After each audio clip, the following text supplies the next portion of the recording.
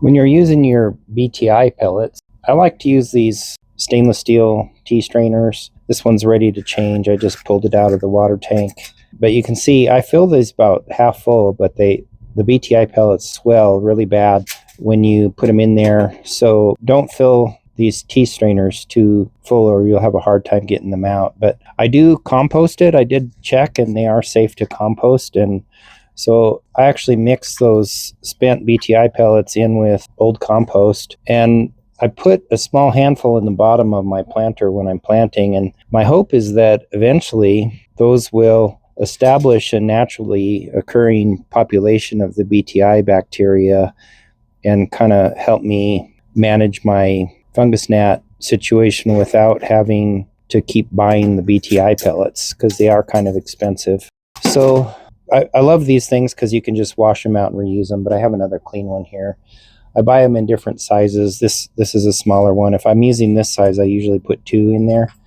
So I'll fill up 2 of those with the BTI pellets and then put them back in the water tank.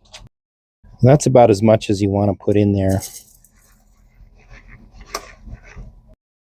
You can see how small they are compared to the ones I just emptied out of that other strainer. Anyway, this is the BTI product. Anyway, that's all there is to these. You put the lids back on and then hang those in your water tank. This is my stainless steel water jug that I use. I love this thing. It's about 2.5 gallons, I think. If you do order one of these, you should note that the thing ships with a paper that has links to additional products, and one of the links is for a ceramic lid. And I ordered that lid and it doesn't fit. So I found a different lid that does fit. So I can put a link to the proper size lid in the description if you want to use that. You just take those BTI tea strainers and just hang them in the tank there. And after I finish watering, I refill it so that the chlorine has a chance to dissipate.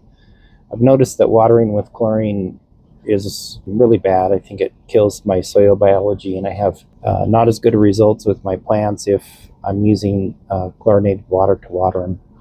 But anyway, so I fill this the night before. I hang those BTI tablets in there about once a week. And I also will fertilize in there. So if I'm going to fertilize with elm dirt, for example, I'll just pour the recommended amount into the tank, and then when I water, I'm fertilizing as well.